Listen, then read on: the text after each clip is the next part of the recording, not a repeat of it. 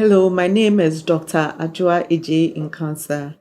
I'm a consultant physician with the Korle Bu Teaching Hospital and a senior lecturer with the University of Ghana Medical School. Today we're going to talk about hepatitis. And we have chosen to talk about hepatitis this time because of the World Hepatitis Day that we celebrate usually on the 28th of July of every year. 28th of July was chosen as the World Hepatitis Day because in 1967, Dr. Baruch Blumberg from Austria discovered the virus. And then 2 years later was able to come up with a vaccine against the virus. So to honor him, he actually won the Nobel Prize Award. And then the WHO, that's the World Hepatitis Group, decided to honor him by having this World Hepatitis Day every year, 28th of July, in honor of his discovery. Now, many people have different myths regarding hepatitis, and some people even think that being diagnosed with hepatitis B or C is a death sentence. But today we're going to demystify that. We're going to explain what it is, how we acquire the infection, what are the symptoms, how are we supposed to be investigated and managed, and what preventive measures are available against the various hepatitis. Now, when we take hepatitis, it comes from two words, hepa meaning the liver and itis meaning inflammation. So hepatitis is anything that will cause inflammation of the liver. And it could be due to viruses, it could be from alcohol, it could be excess fat in your liver, it could even be some of the foods we eat and some other diseases. But per this presentation, we're going to focus on the viral hepatitis. This means that the viruses that will cause inflammation of your liver. Now, when we talk about viral hepatitis, the 6 common ones are labeled A, B, C, D, and E. Now, they look alike, but they are different viruses. Most of the time, we hear about B and C because they cause chronic infection, meaning that when one gets the infection, there's that tendency for the virus to live with that person for the rest of his or her life. But when it comes to hepatitis A, hepatitis E, they usually will cause an acute infection, meaning that you have the infection and the body is able to clear it within a few weeks, maximum up to about 6 weeks. Now, how is hepatitis A acquired? One develops hepatitis A, we say it is fecal-oral through contamination of food. So buying food, if the people don't process it well, where you have its contact, like somebody uses the bathroom and then touches the food, you go buy the food, you can get the infection from it. And therefore, it is found, for those who have the virus, it may be found in their stools. So if the stool should contaminate either water or food, then one can be exposed to it. And I always have this funny saying that I do, that most of our pipes in Ghana runs through gutters. And you know what we deposit in our gutters? So drinking tap water, some tap water can even put you at risk of developing it. But the good news is that you can easily clear it from your body. Now, when it comes to hepatitis E, it's mainly also found in seafoods. So it's also through contaminated food. And most of the time, you may not have any symptoms at all. People who tend to have severe form of the disease is when a pregnant woman gets the virus and it becomes so severe. Until recently, we've also found out that if people who are immunocompromised, meaning that their defense systems are so low, when they come into contact with this virus, may have a chronic form of it, which is not so common, which is rare.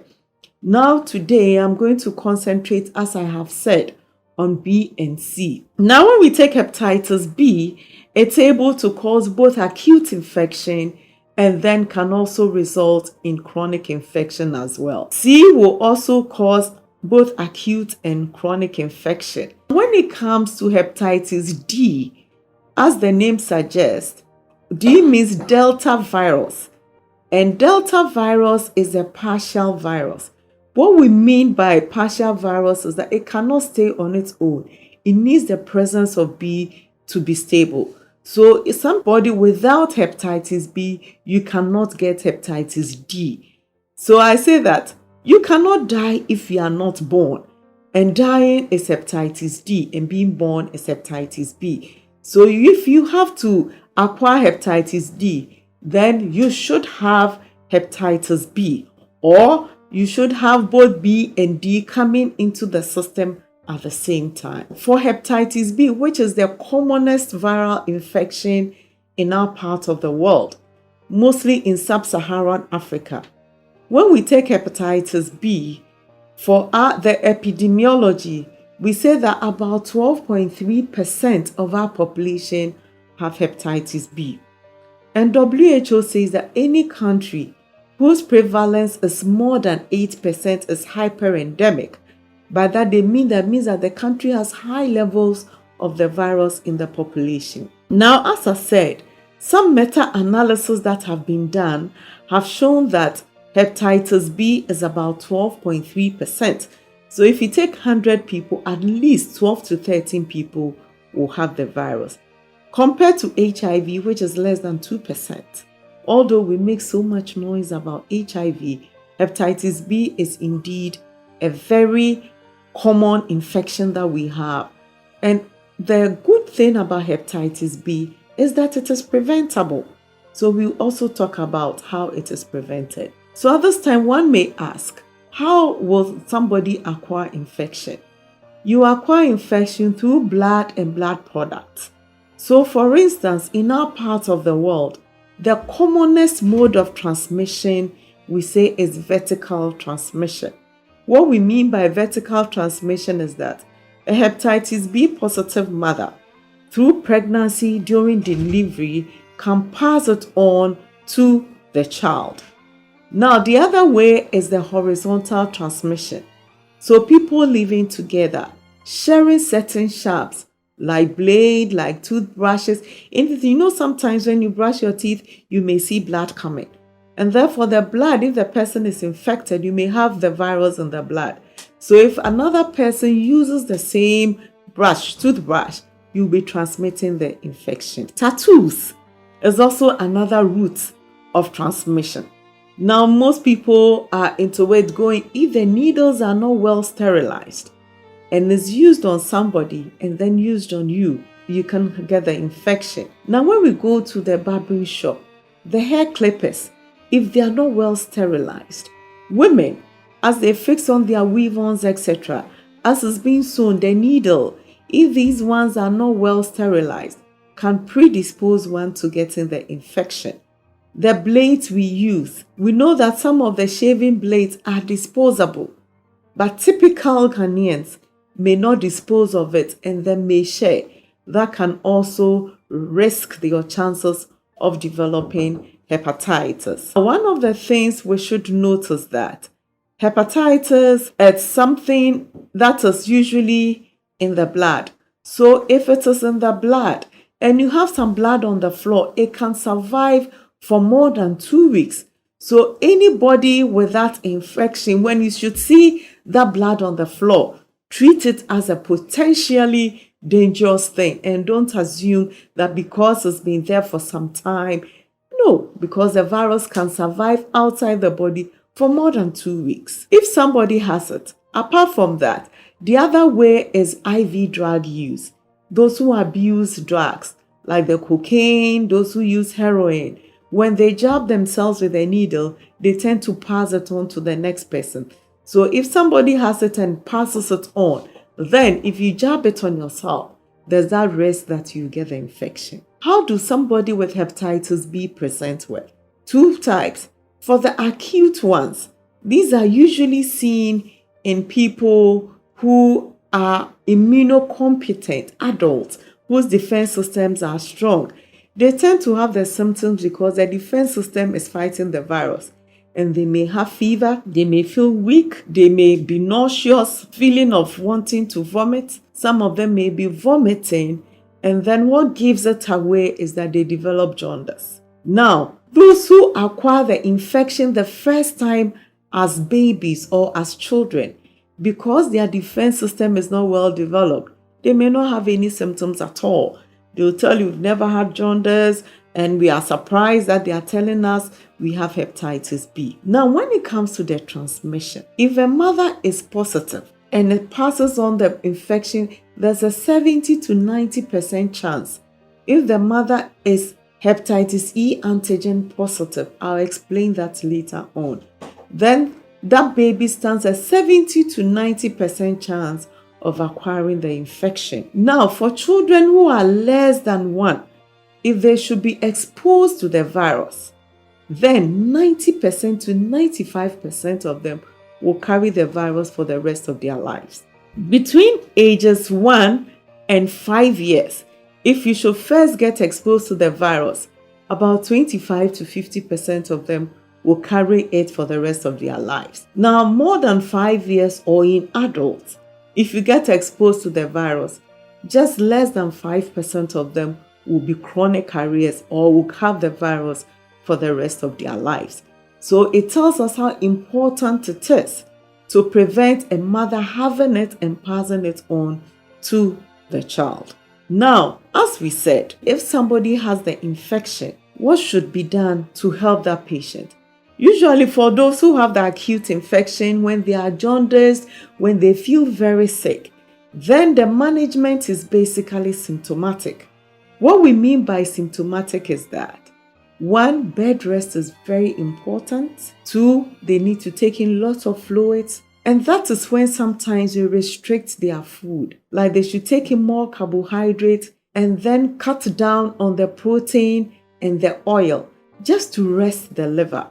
If you remember, I said that the acute infection, usually when they have it, it doesn't last too long. And once the jaundice is over, they can go back to their normal diet. Hepatitis B, as we said again, is a serious thing globally, not only in Africa. WHO says that more than 1.1 million people die every year from hepatitis. And then the other thing is that those who have hepatitis B and C infection, less than 20% are aware that they have the disease. And out of this, less than 40% of them are on treatment. And as I said, if you acquire the infection from your mother, then in the early part of delivery or when you are less than 1 year, you have a 90% chance. Now, how do we work those up, those who need treatment? Those who need treatment are those who have chronic hepatitis B. Those with acute, I said that we manage them. If they feel sick, they are in bed, we give them IV fluids, they rest so that they recover. It's only those who have chronic hepatitis B who may require treatment. And my emphasis is on may, because for those who have chronic hepatitis B infection, not all of them require treatment. Some of them, their normal defense system is so strong that although they have the virus, they are able to suppress it to levels that they may not require treatment even for the rest of their lives. And such patients, we need to monitor them. How do we monitor them? Every 6 months, we need to check the amount of virus in their blood. We need to check their liver test. We need to do an ultrasound scan, which looks at the liver to see if there's any complication arising. If there should be, then immediately we intervene. Now, for those who require treatment, these are patients whose viral load, when we talk about viral load, we're looking at the amount of virus in the blood. If the amount of virus in your blood is more than 2,000 international units, take note of the unit. If it's more than 2,000 international units, your liver function test, what we usually use is the alanine transaminase, or abbreviated as ALT levels. If your ALT levels are more than twice the upper limit of normal, with a viral load that is more than 2,000 international units, and you are hepatitis B antigen negative, then you need to be on treatment. And this should be persistently more than the 2,000 international units. Now, for those who are hepatitis B antigen positive, then for them, we use the amount of virus that has to be in the blood is 20,000. Those who are E antigen negative is 2,000. E antigen positive, we use 20,000. And again, the ALT levels should be more than twice the upper limit of normal. We also have to do an ultrasound scan to assess the liver prior to treatment. We check their alpha fetoproteins to rule out any malignancy, which is liver cancer, prior to the treatment. Now, what treatment modalities are available? Before I get there, let me talk a bit on the unit. When you take the lab reports, the units of reporting are two international units. So we have the IU per mil and we have the copies per mil. Now, when you multiply the IU by a factor of 5.8, you get the copies. So the IU is more like $1, and then the copies is like cedis. If you want to convert the dollar into cedis, you multiply it by approximately 6. The same way here, if you want to change from copies to IU, you divide it by 5.8. So it's about the same. The only thing is that you need to know the conversion. But internationally, we accept international units per mil as the unit for hepatitis B. Now, what treatments are available? We have what we call the first-line drugs. And WHO recommended drugs are tenofovir, entecavir, and pegylated interferon. Now, what is commonly used and easily available in our environment is tenofovir. Even with the tenofovir, we have two types. We have tenofovir diproxyl fumarate, and then we have tenofovir alafenamide. Now, the difference is that they all work perfectly well, but the tenofovir diproxyl fumarate sometimes has some effect on the kidneys and the bones. So if a patient has a kidney problem or a deranged kidney problem function, we will not use the tenofovir diproxyl fumarate. We'll prefer using the tenofovir alafenamide, which is less toxic on the kidneys and the bones as well. Only that it is slightly expensive compared to tenofovir diproxyl fumarate. Now, the second drug option that we have is entecavir. Entecavir also works well, but is more expensive and is not easily available in our part of the world. The third option is pegylated interferon, which is an injection. It's a weekly injection. It is more expensive. It's associated with more side effects, but the advantage with the injection is that there's a definitive time. You treat for 48 hours. In practice, what we have realized is that because of the subtype of hepatitis we have, most of our patients do not respond too well to the pegylated interferon compared to tenofovir. So our first line here is the tenofovir, either the alafenamide or the diproxyl. If a patient is on these medications, they need to be monitored at least 4 to 6 months with a viral load, with a liver function test, with an ultrasound scan, and alpha fetoprotein. Okay, one of the things you should notice that starting treatment doesn't mean go and take the treatment. Monitoring is very important. For how long should one be on treatment? If you are hepatitis B antigen positive, then we treat until you become hepatitis B antigen negative.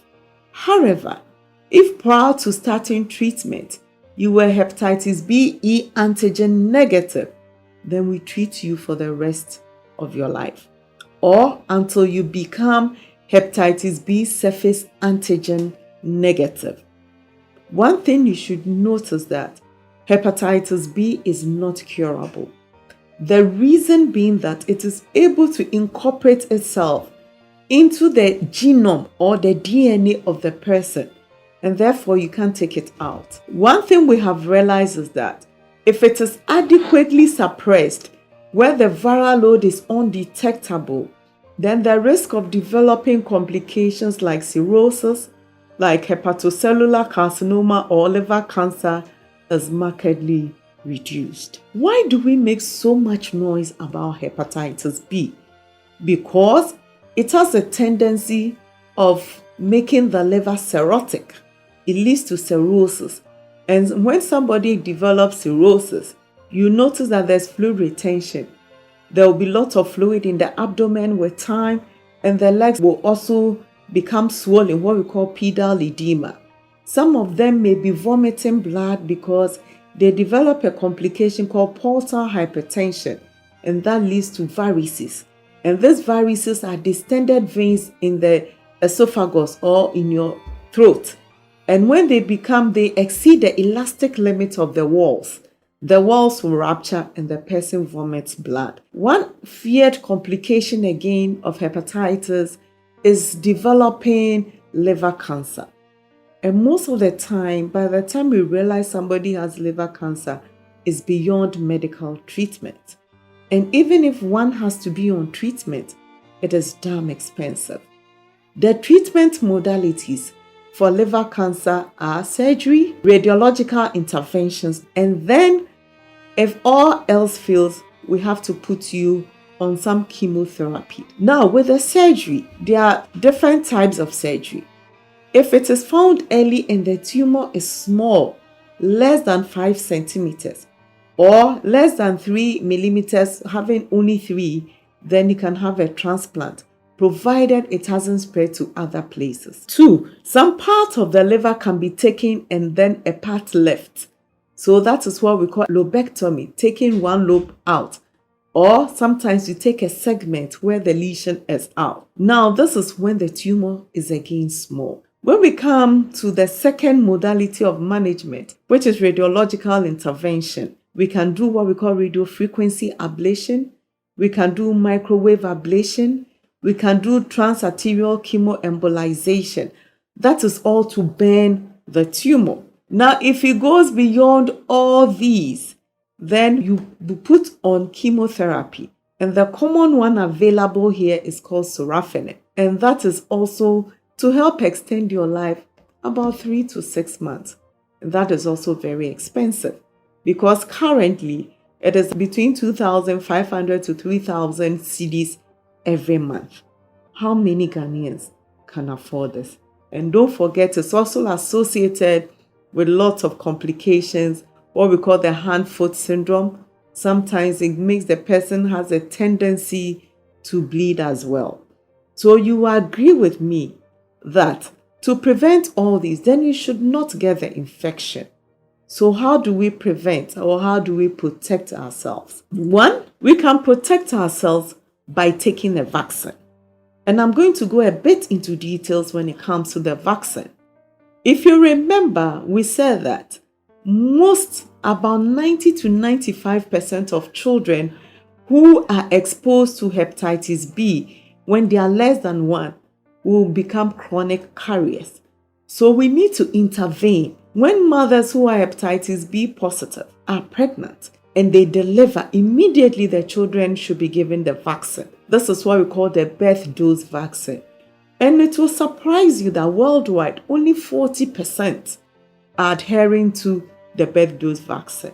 And I am sad, but I must say this, that Ghana, we are not doing the birth dose. Now, for a child to be protected, you need a birth dose, you need a 6 weeks vaccine, you need a 10 weeks vaccine, okay, to be sure that these children are.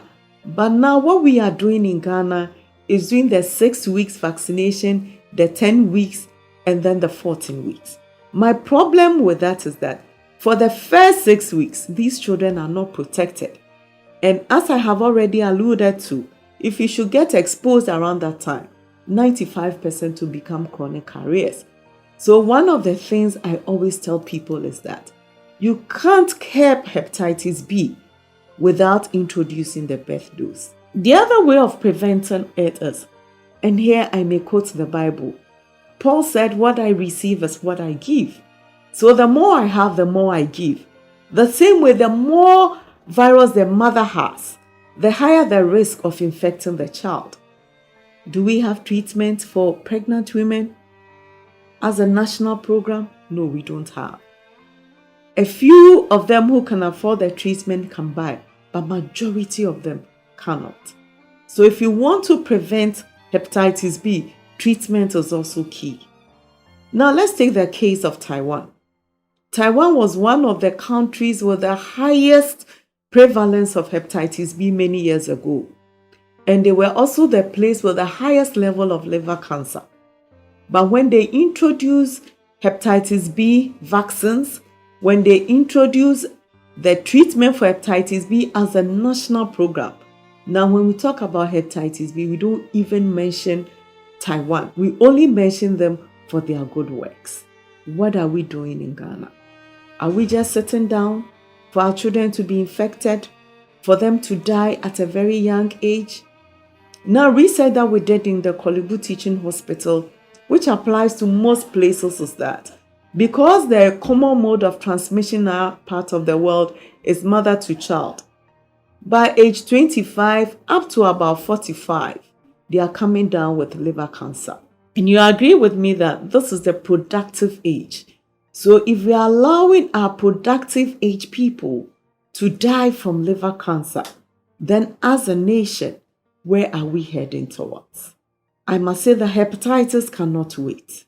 We talk about COVID, we talk about Ebola, we talk about Marburg, we talk about monkeypox. What about hepatitis? Why are we sitting on our eggs? A child is born to Ghana thinking that, oh, I'm going to be protected. But look at our systems. Are we protecting our children? Why should we wait for our children to die from liver cancer because of hepatitis? Hepatitis cannot wait. Birth dose cannot wait. Making investigations and labs available cannot wait. Giving treatment to those who have the infection cannot wait. As individuals, we cannot wait to talk about hepatitis B. As a community, we can't wait. And as a nation, we can't be quiet on hepatitis B and C as well.